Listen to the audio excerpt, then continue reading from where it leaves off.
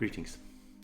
In this video I wanted to share something that I think Fuji is doing above and beyond their X-trans sensor and their color profiles and their film simulations.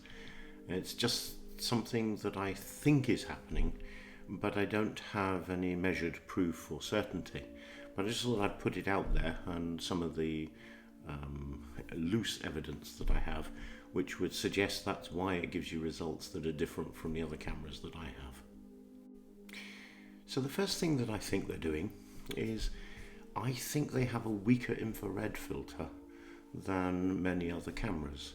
The reason I say this is because I took the X100 and put on a very, very dark infrared filter, which should only allow infrared or very nearly infrared through, and that worked very well. So much so that what the camera could see, even with reasonable shutter and aperture, your eyes through the filter itself, you couldn't see it.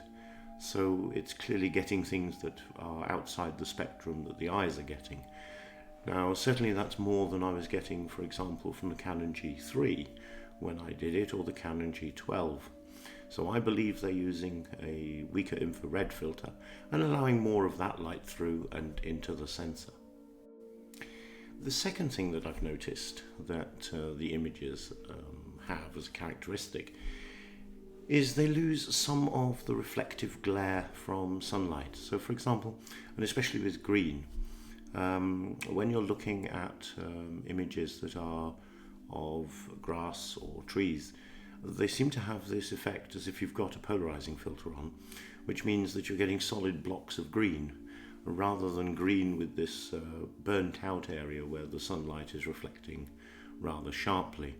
And I noticed that on some of the recent images in the last video I did, and certainly it looks as if it's got a polarizing filter on, although not quite as extreme as a full polarizing filter, but as if it's just a little bit in there. So as I say, I can't say this is exactly what's happening, but it's what I think is happening in terms of what I see in the images by comparison to other cameras I've used. So in this, I think it's like there's a gentle polarizing filter, there's a lesser or weaker infrared filter before the sensor, then on top of that you've got the processing for the film simulations, and then I would go one step further, and it is possible with their X-trans array that some of those extra green spots that they have in there may not be green at all, they may be infrared. And why that might be important is this. One thing I've noticed with the X-trans sensor on the X-Pro 1 and the XE1 and on the X100 is that they seem to be incredibly well capable of taking detail in the dark, which normal cameras, all the other cameras that I've used, don't seem to be able to manage. And that doesn't matter whether they're full frame or crop sensors. So it would suggest to me that this allowing infrared through, they're able to say, well, if the image is dark, we'll include the infrared. If the image is not dark and it's running the risk of blowing out, we'll leave the infrared information out and just take the pure information as coming in, being exposed correctly. So it seems to be that they're adjusting more information coming in than other camera manufacturers, and they've probably rigged the method by which the camera sensor receives the information, and not only just the processing afterwards or the spacing and array of the sensor in the first place. So my observational evidence for the infrared, as I said before, are sample pictures that I took where I took the X100 and I threw an infrared filter in front, and I haven't seen that with other cameras, that they could cope with it. You'd have to throw the ISO to such extreme levels that you wouldn't get anything like the quality out of the image as I got with the X100. And the observational evidence that I have for the polarizing filter is when I compare images that I've taken of grass with bright, strong sunlight at various angles. I've always had some blades of grass throwing a glare back again as a reflection of the sunlight, and that's just not happening in these images. They look crisp, powerful, a very sort of dense colour, very saturated, but not saturated in the sense of just moving the slider up to a silly saturation.